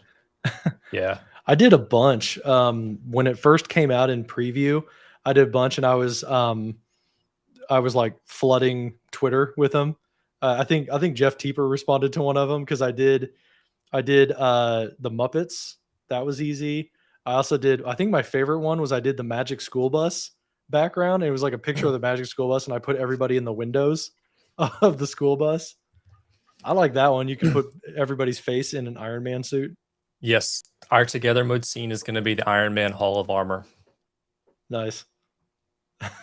I like that. And what would be cool would be in that scene studio, if you could like crop in on the person, so it's like just their face or something, because then you could put their face over the face mask. Now, at first, when I was like, "Oh, that'd be kind of fun to do like the Iron Man heads up display," but I don't know if I want to have Mhm. more than one person inside of that heads up display. It might get a little cramped in there. Yeah, everybody's like crammed in, like on top of each other. Yeah, you'd have to be able to do like transparency on the person too to make them like a hologram. Um, That's something though, to be honest, like that sounds really dumb, like kind of silly to like, oh, make a hologram. But dude, there's people who are doing Microsoft Teams, they're trying to do production and show like a nice production thing. And holography is a thing in the enterprise. Like there's people trying to push the edges and trying to do these holograms in virtual events so they feel like the person's there. So honestly, a transparency slider in together mode or in like some type of scene builder theoretically would be really nice, because then you could make a quote unquote hologram and kind of fake this holography mixed reality type of experience. That would be interesting. Yes, I totally agree, Phil. These are really useful for panel discussions. Like if you were going to do together mode, well, yeah, let's build that actually. Let's show what that would look like. So I'm going to throw mine on screen. I'm going to change the scene, and then this is what I'm going to do. I'm going to select this one, which is just like a table of people, and then I'm going to do assign seats, right? So there's people in each one, and I'm just going to put myself in here. So the question is, can you exclude people? So like I've got 180 people in a meeting, but 3 people are my panelists. Can I make those people not show on screen? So let's do that. I hit apply. Nope, Andy popped in because it was an available seat. So yeah, that would be really nice, Phil, if you could like make it so somebody doesn't show on screen. Because otherwise I think those are just free for all spots. So like I could put Andy over on the far side if I wanted to. But in between us, see Andy's gonna move. Well, I did the wrong one right there. So Andy jumps over to that seat, but the problem is if I had 3 other people in the meeting, they're going to pop into these open seats right here. Yeah, automatically. So I guess you would want to build a panel that has the number of people that you're in, right? And you could do that with PowerPoint, right? You could go in here to PowerPoint, go down here, let's do a new slide, make a new slide like this, and then just put like insert shapes, right? And do like little boxes here and do like a 3-person panel. So like that, add that one there, take them all, make them skinnier like that. And then now I've got 3 boxes to pop people into. Go ahead and actually if you did a solid color like this, I could like put them all in here like this, and then save that as a picture, save that slide, make that the background, and then put 3 people in. And if you know you have a 3-panel panelist thing, then you could assign those 3 people. And if you assign the maximum number of people, you're not going to have attendees show up on the screen. So you'd have to do a little bit of pre-work, Phil, but that's an idea, is create some panel backgrounds, use them as together mode, force everybody into seeing together mode. The challenge is like if you wouldn't be able to like spotlight that together mode. If you had content and the other, then you wouldn't see them side by side. But yeah, your layout looks pretty good right there, Andy. You got us in together mode really big. You're using pop out to do the content next to us. And that's one of the use cases that I think where pop out really makes a whole lot of sense. It gives that feeling of we're together, included in the meeting, and then there's the content so I can pay attention. Yeah. Now, what would be cool, this is getting into like a full scene builder, but hey, Microsoft, you called it Scene Studio. So I'm going to like explore. Rather than just together mode, if you could create an entire stage, that would be really cool. If the Scene Studio went into a stage, because then you could put a placeholder for content. Oh, I'm dreaming here, but that would be so sweet, wouldn't it? Like, what if we took these This people, image, squished them down to what? where is it? Right here. Yeah, what if we were able to do this in Scene Studio from Microsoft? Boom. And then say, I want to put person number 1 right here, person number 2 right here, and then whatever shared content over in that box. And now you'd have a side-by-side custom branded meeting stage. Can you do that? Is that in Scene Studio? I didn't go down that far. I stopped at this Yeah, image I don't think it's available. Yeah, this one would be like kind of along those lines though. Like you got people around the table and the content in the center. So like everybody's like kind of in the same, general area Yeah. as you would go down the table. Yep, that'd be cool. Cause like, dude, you could put that content like at the end of the table on that little screen, you know, if you took like a better picture, you could use that. Like, Michelle, he's done like presentations before where he's like, you know, moving himself around on the scene, and um uh gosh, what's his name? I just blanked on it. Starts with a D. He does like a lot of like OBS scenes where he's like doing demos. And he's got his MTR up on a screen. Like if you could do that, but with together mode, that would be rad. That'd be super cool. Mm-hmm. Just like dreaming a little bit. And then the next step, the last step is, yeah, if you could bring up content and together mode, if you could have it record that way, that would solve so many problems. That would just get us there with a lot of use cases that we need. If you could just record that too. So, free ideas, Microsoft. Okay, so I think that's enough together mode, don't you think? I We've gotten concur. crazy with dreaming.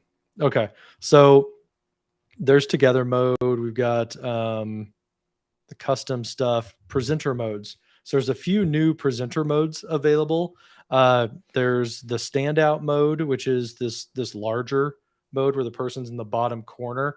I used to call it like Twitch streamer view, where like it looks like every Twitch stream. There's the side by side available as well. So like Andy's put himself uh, in standout mode. That's what's called a standout. And then there's the side by side view. If you're sharing a screen, you can do side by side. And then you can like make yourself bigger in that. It's not called standout, it's called reporter view, I believe, right? Reporter view, where you're a little bit bigger and your content is like over your shoulder. I think it's more like an anchor person if you're like watching the news. It's more of an anchor. If you switch over to your view, Yeah, there you go. So I'm going to focus on content, and then Andy's going to put himself in reporter view. are you still in together mode? Oh, yes, I am. Sorry, dude.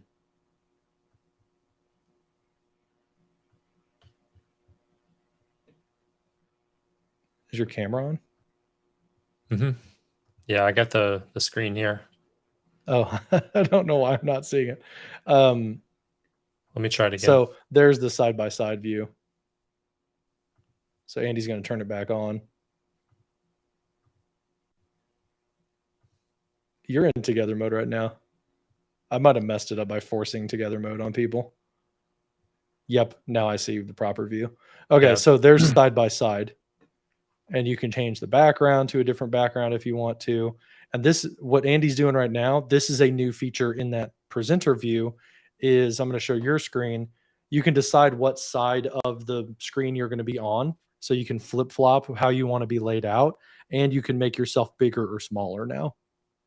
So those are both capabilities in the new presenter modes. Yeah, I think that's pretty awesome. Yeah, that's a nice layout. Again, sure would be cool if it records that way, but maybe someday in the future. Yeah, that looks really nice. And see, he can make himself smaller as he goes down. His content gets a little bit bigger and takes over more of the stage. So there's good customization there without having to like learn OBS, right? Like there's the fine line between you want to give people options, but you want to not make it hard to use, you know?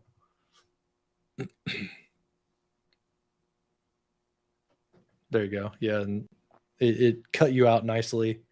It stopped like doing that weirdness with your headphones. But cool. So that looks good. That's the reporter view, or all of the other views here. Let me get back over here. Oh my gosh, we have so many more of these, dude. So many more items. Some of All them right, are going to go present pretty this. quick. All right, let's scroll ahead to. We went through the presenter modes, so that's what those look like. And joining a meeting with an ID and a passcode. So this is a brand new functionality. I saw this in my Ring 4 tenant. What I wish this was on is I would love to have this on Microsoft Teams rooms, because like I'm in a situation where I have like my corporate tenant is what I'm in all day, every day, but my MTR behind me is in another tenant. So they're not the same tenant. I would love it if I could take the meeting ID, walk over to my board and type in the meeting ID and then start whiteboarding. So I hope Microsoft will bring that at some point.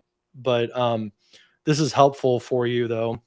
If you don't have a meeting on your calendar, you want to be able to type in an ID. It's 9 digits, isn't it? Isn't it like 3 sets of 3 numbers? And then boom, you're in the meeting as well.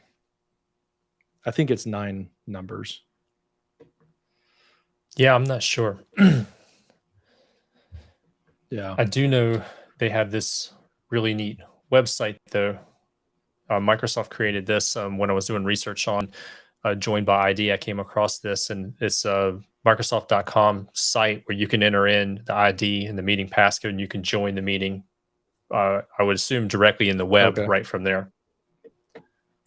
Okay, nice. Yes, yeah. So that's kind of like a landing page then to get in and jump into a meeting. I could see that being useful for, say that like you're a healthcare institution and you're gonna like send out an invite for like a virtual visit or something like that. Bring people to that landing zone so they can type in their appointment like meeting ID and get into that virtual visit. I wouldn't be surprised if that's one of the use cases that Microsoft kind of talks about, is for like virtual visits in healthcare.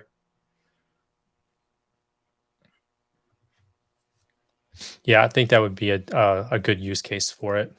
It also gives people a little bit more comfort knowing, hey, I'm going to Microsoft.com and entering this in to join a Microsoft Teams meeting Mhm. versus like Yeah. sketchyurl.com.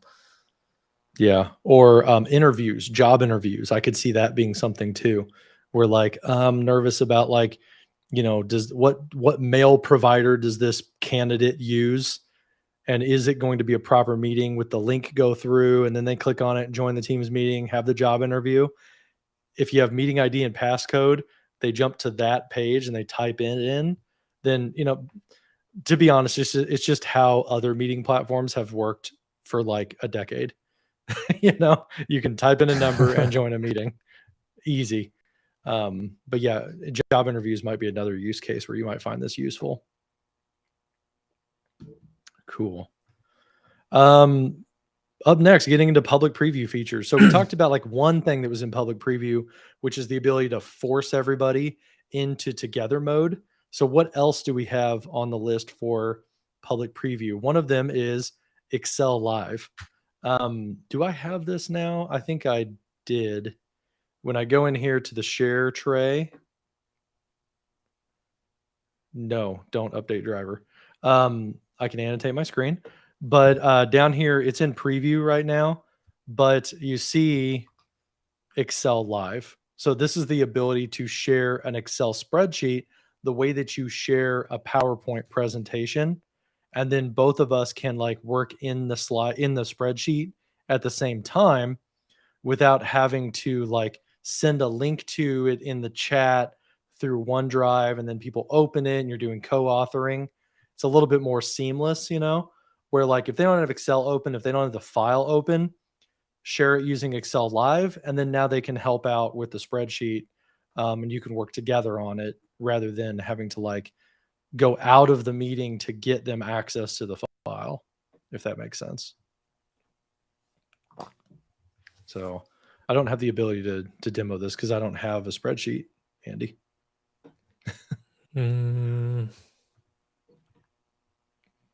Actually, you know what? I don't have that think I option do. on my end. Here, let me see what I can find here. Let's do. So that's a different one. Okay, here we go. Because I don't care about showing my own PHI. Here are all of my blood glucose readings for like the past 6 years. It's the only spreadsheet I have in my OneDrive, Andy. So there's my blood glucose readings. I'm diabetic, by the way. I wear a puck on my arm. and I was like exporting that so I could import it into Apple Health. But inside of Excel Live, I'm able to like bring up those glucose readings. And now Andy should be able to type with me. If we scroll up here to the top, I'm at like cell 1D. I can go and I can add a bunch of stuff. And then Andy, you should be able to do that as well, right? No, can't show content. Oh, Not, it's because you're a guest and you're not public preview, but my other user, I can. right? I'm logged into Oh, the the one meeting who's a twice. proper guest in the tenant. Yep. That's probably what it is. Okay. So Andy on his laptop over here, he's in my Excel spreadsheet and we're working on this spreadsheet together. Um, he's in the purple. I'm down here in the bottom corner adding stuff, and we can work together without having to like send him the link to the file. We can just do it So like here's ad something hoc, which is interesting. really cool. You Yeah. see yourself in green and you see me in purple. I see myself in Mhm. green and I see you in purple. Oh, So the colors are flip flopped. yeah, so like whoever, like Interesting. the first person, you is green. Yeah. My first person is green and the other person is purple. Nice. Just a Here's another thing I little just thing. saw. If you mouse up to the top, the ribbon comes up right there. And then you can go right here. You can see Andy, go to location. So if I'm like way down here, I'm in like the 1300s. I can go up to the top, click on Andy, and jump to where he is, and it finds him. So if you're in Excel Live and this is all like it's hidden, where's my ribbon? Go up to the top, and the ribbon becomes visible for you. And then I think always show. You can click on that right there. Click always show from the little caret. And then now you'll have the ribbon like normal Excel. So there you go. There's a tip. I bet you haven't seen that in other YouTube videos. I just found it. So actually, probably not. This has been. There's a ton of like way better videos than our little deep dive, our demo. Go check those out. Like Kevin Stratvert, I'm sure has one. I think Stephen Collier, I think he did one on Excel Live. They're probably going to be way more like structured than what we just did. So And probably a much I don't deeper see any dive. options though. This is the shallowest dive we've done into a feature. Yeah, we're hitting features like rapid fire, going through a lot of stuff. I don't see any like special settings in here. I don't know if special settings are going to come or exist, but it is what it is. You got Excel, and everybody's in Excel. You didn't have to share the file manually. I think that's the big feature takeaway is you don't have to go hunt down the file and share it. So anything else with Excel Live you can think of? I think that might be one that we revisit a little bit deeper at some point. I Mm-hmm. think there's more than what we're doing here, but the ability to have multiple people in a spreadsheet without having to leave the Mm-hmm. meeting and do the workarounds to share a desktop and manage two separate Yeah. screens. I think that's a big one Mm-hmm. because this is core to productivity for a lot of organizations. A lot of businesses run their business in Excel. So to be able to bring that up in a meeting Yeah. and have people just right then interact with it, I think that's a big thing. Mm-hmm. Yeah. Cool. Let's go back to the PowerPoint then here. So we talked about Excel Live. There's breakout rooms with pre-assignment in channel meetings. So we've done a big deep dive on this already.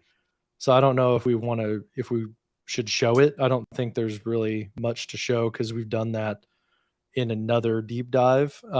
But you should probably be aware that you can assign people to meeting or to breakout rooms before the meeting starts if the meeting's in a channel now. You used to be able to do it in a regular scheduled meeting on the calendar. Now you can do it in one in a channel. Anything else you Yeah, can think to add on that one? the breakout rooms with channel meetings is very interesting. I think Mm-hmm. there's some things for us to explore a little bit deeper on that. I think in the future because like I think it's been a while since we've done breakout rooms and there's been some features added to it like the ability to pre-assign rooms, Mm-hmm. but now that's rolling into channel meetings as well. And I know we've done a deep dive into channel meetings, but the use case around a channel meeting for breakout room scenarios is interesting because Hmm.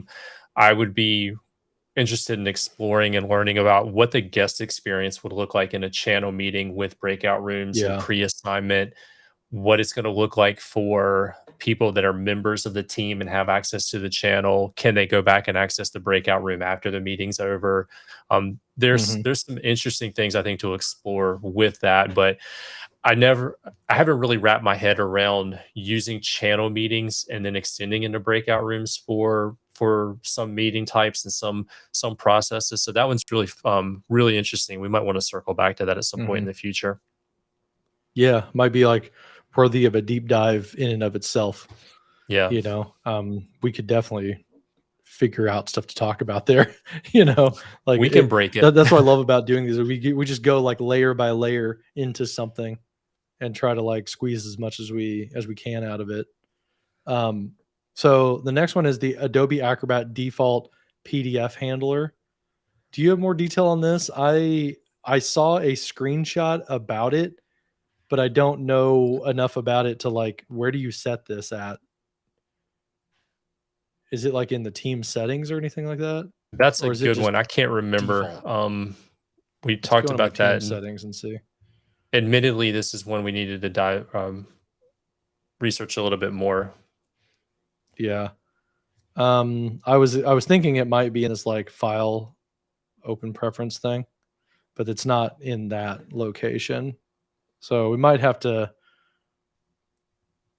look more about this or do some research, if you will, about Adobe Acrobat default PDF handler. But It's an supposedly it admin uses thing. the Adobe Acrobat. Oh, it's an Yeah, admin thing. you Okay, so the Teams admin center, they set that as the file handler for specific users or the whole tenant, and then now it's going to open up yeah, files in Adobe Acrobat. it allows the Okay. Adobe Acrobat app in your tenant. You can install it for all Hmm. users if you need, and then you can use that as the default PDF Okay. viewer moving forward. So if you're following me on Okay. Twitter, I'll make sure that's in the thread that I've got going for today's deep dive. Cool. Awesome. I don't know how you're like doing Twitter and doing doing this at the same time. There's no way I could handle that all Practice. simultaneously. Yeah. um the coach. So the Teams meeting coach. It used to be called speaker coach, then presenter coach was the original one was presenter coach in PowerPoint, right? Then they were going to have speaker coach in meetings. And then now is it called I see it called speaker coach. Their documentation is all over the place, and it's like if you go from like Really? one article to another, like the names kind of vary. On this blog it's called this, on that document it's called that, and on this article it's called this. It's all over the place. So as soon as I was like getting confused with this, my friend Jared came to mind, and let's Uh-huh. pivot. So we see here it's speaker coach. But if you're trying to look this up, you might find these three different names Mhm. associated with it. Okay. Yeah. Yeah, I've kind of adopted calling it speaker coach, but I remember it was called presenter coach back in the day. Um, so if I turn that on, I haven't used it. So it's going to listen to me, analyze my speech, which it's not going to be able to do right now because I don't have my microphone turned on. So let me turn on audio. Oh, now I hear myself. Okay, so if I say stuff like, a lot of filler words, like I don't know what to say. Let's see if it pops up with a recommendation saying, "Hey, you should like stop saying like all the time because that's really obnoxious." Okay, I got to stop that because it's like screaming in my ear. Um, but I didn't see any like recommendation pop up because I started saying like a whole lot. So who knows? Maybe at the end it will tell me at the end like, "Hey, you said like 18 times in 10 seconds. You should stop that." Um, So it is worth pointing out this is in public preview, so it's not going to be GA. It's something you can definitely test and yeah. um, get a feel for. But it extends off of the Mhm. presenter coach that we had previously in PowerPoint. Mhm. So I think it's gonna help people to prepare for meetings because now you can prepare and practice inside of Microsoft Teams, which is where you're gonna be Mhm. delivering it. And I think like that's one of the important things about delivering a presentation. Prepare yourself, prepare your information, and prepare your area. And if you're preparing inside of the application where you're going to deliver it, you might be more comfortable at Mhm. delivery time. So I'm excited to see that roll into Teams, but it's going to pull a lot from what they've done with the presenter, speaker, coach inside of PowerPoint. Mhm. Yeah. I think it's a really helpful thing. I personally wouldn't want the live bubbles popping up because I think that'll distract me. But I really Very love the idea of distracting. getting a report at the end. Yeah, I like the report at the end. Like, tell me how I did later. Don't throw me off now. you know, because I get distracted easily. If you couldn't tell, every time like a chat comes in, I get distracted by it.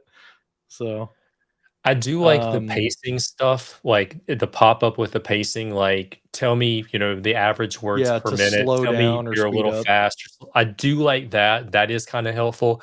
But I do agree the pop-up Yeah. bubble, like you're saying a whole lot, or you're saying like a whole lot, it's part of the script. I Hmm. don't know, like that distracts me. I can't I like using the live captions, but it Hmm. distracts me because I try to read what I'm saying and it makes me slow down, and so it kinda has the same effect when Yeah. you're in the speaker coach. Yeah. This is a good detail right here, Andy. Um, 80 to 160 words per minute. That's the like what studies have shown. So it sounds like maybe if you're below 80, it's going to tell you to speed up. If you're above 160, it's going to tell you to slow down, which is pretty good. Um, so that's a tutorial for how to use it. I don't see a picture of the report that you get other than this screenshot right here. So there's like a little bit of a preview of what that report looks like at the end. I'll be curious if it generated a report for me because I turned it on just now. So, just to point out, this is, a tutorial that Microsoft hosts on office.com around, Hmm. getting prepared with it. This actually, I think, was associated with PowerPoint.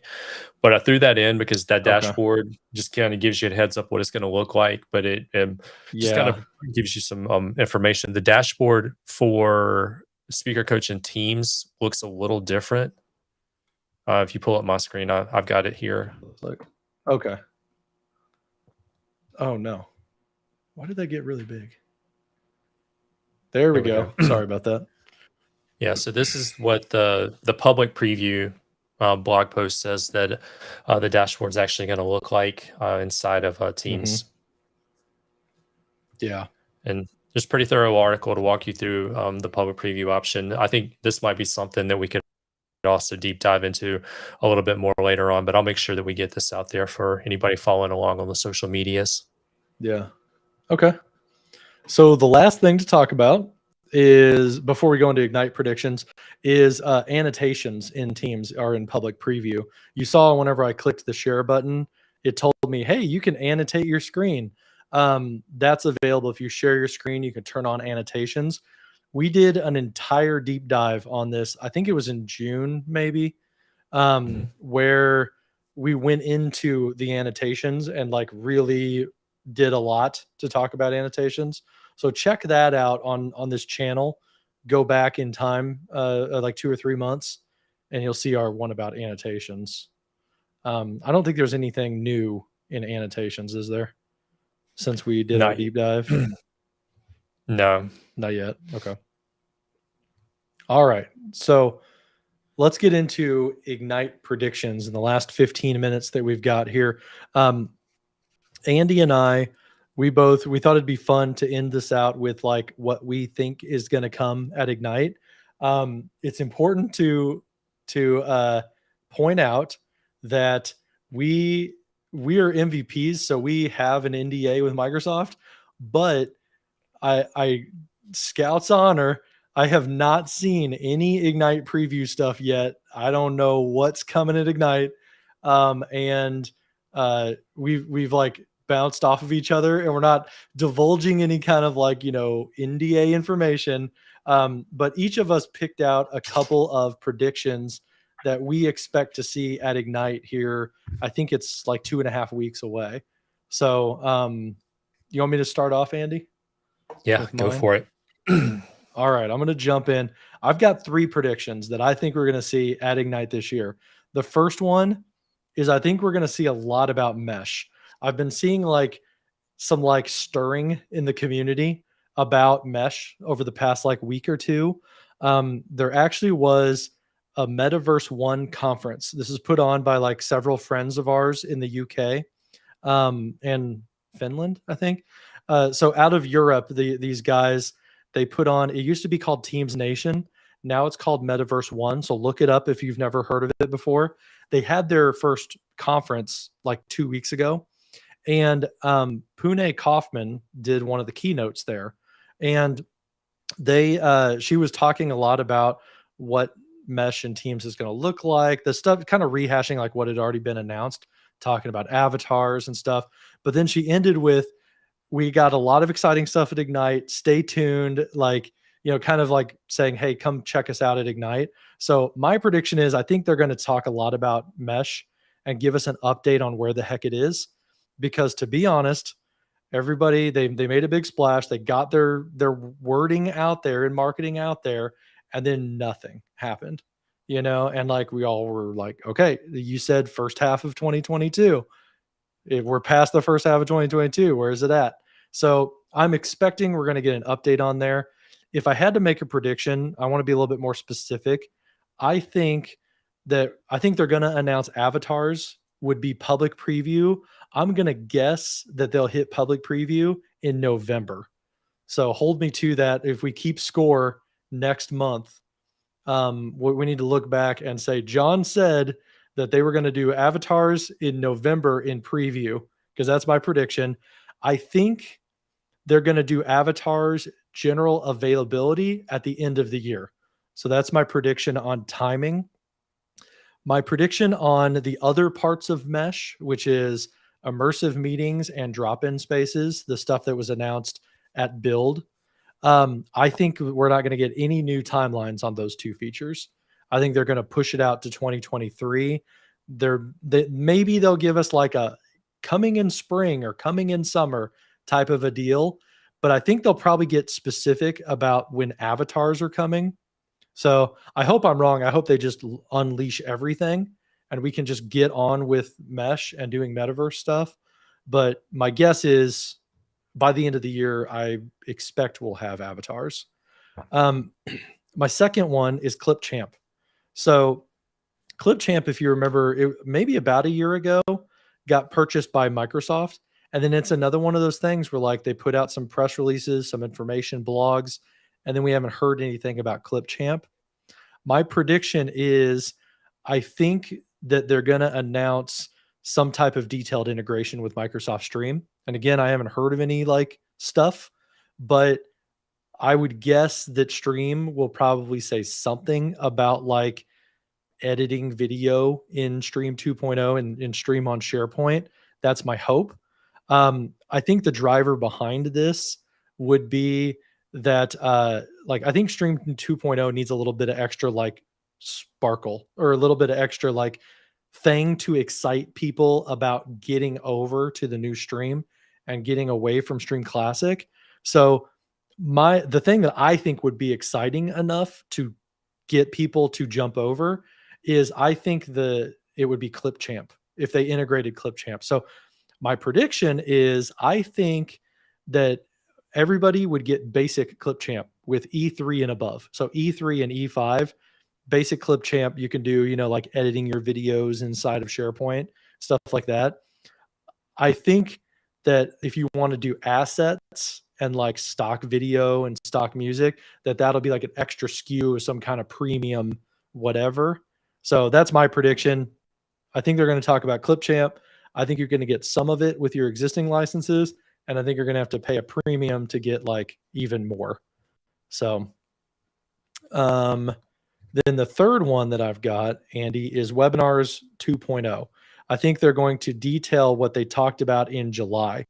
So if I open up a link here, there was this blog post back July 19th where they've announced a new generation or a new iteration on webinars where we're going to have like kind of this more like, detailed experience of like going through, not quite a wizard, but like you've got a menu to go through and do better, bios for speakers, do proper corporate branding, and add a capacity limit and have like customized forms when people go through registration.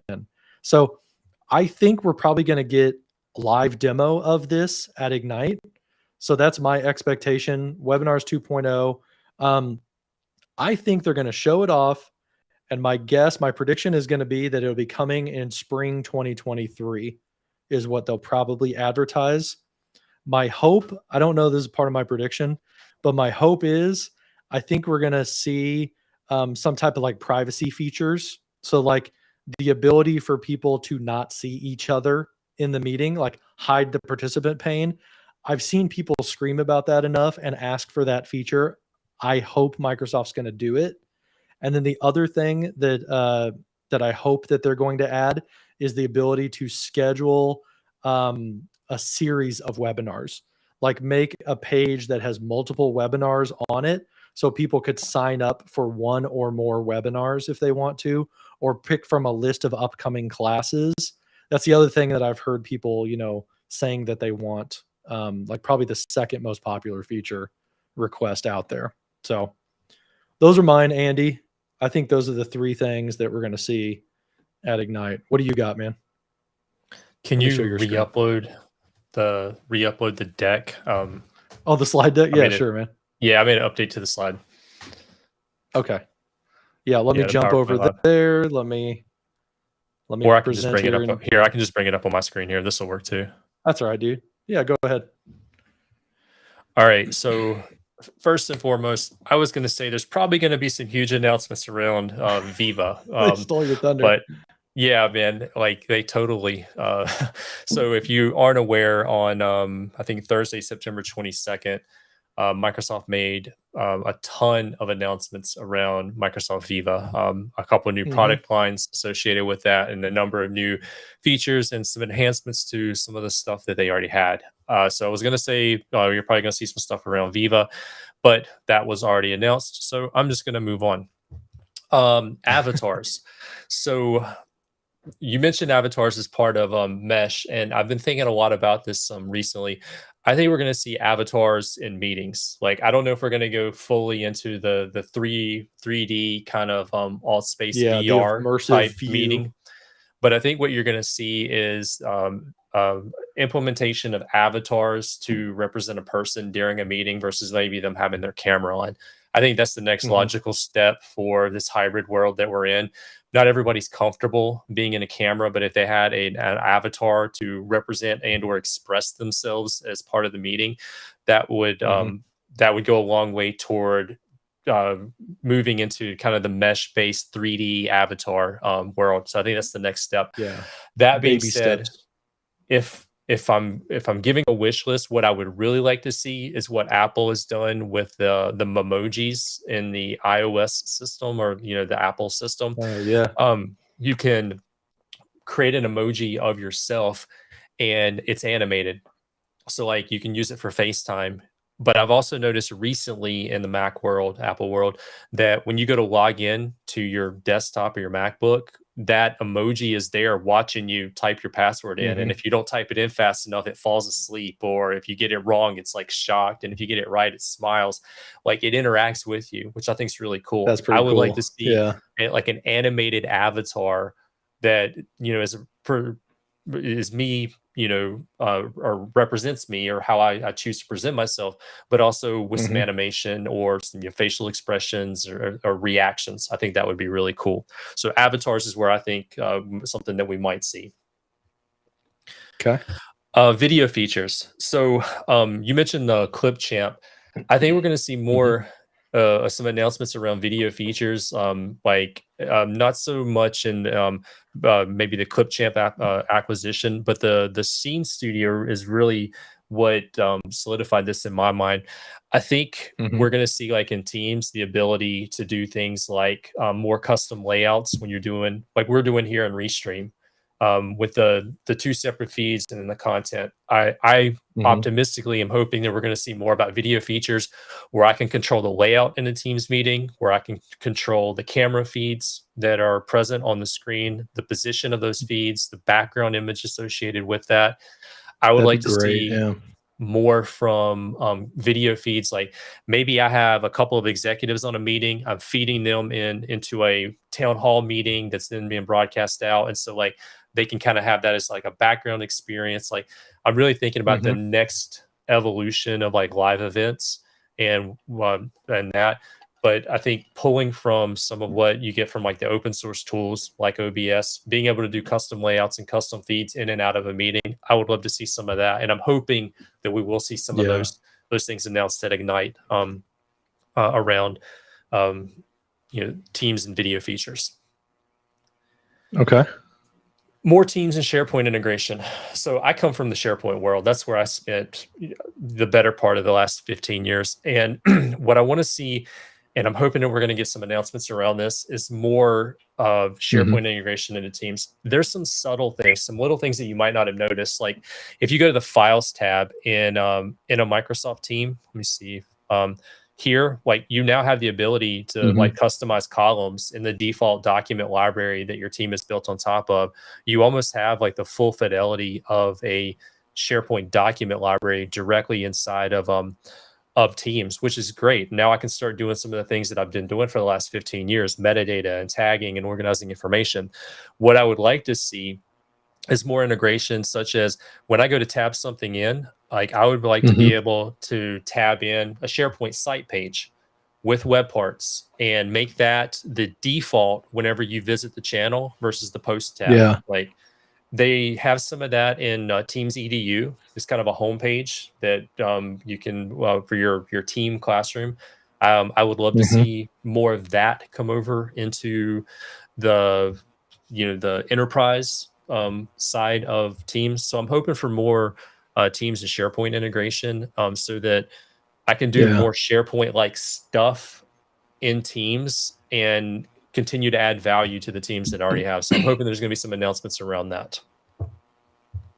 Cool.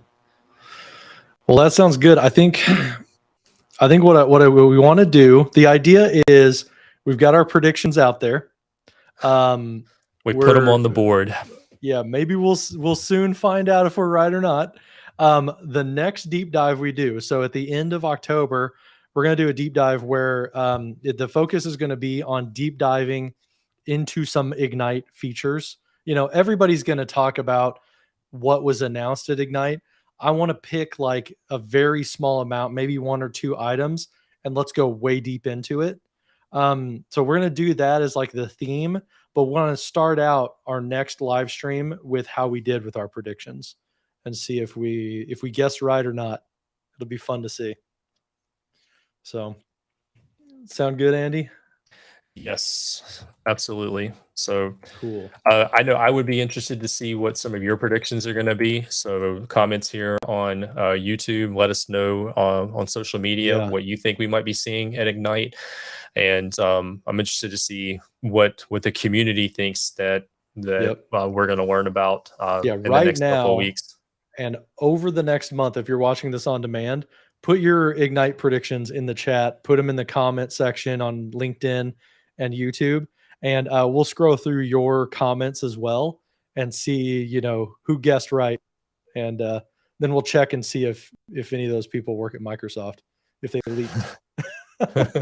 So, but I think that does it for this one. Again, I've got a meeting to get to that I'm 2 minutes late for. So I think we just end it out here, bud. Yep, that sounds good. Thanks, everybody. Cool. Awesome. Well, thanks everybody. I hope you have a great weekend and a great next month. We will see you in late October after Microsoft Ignite. All right. Take care, everybody. See you later.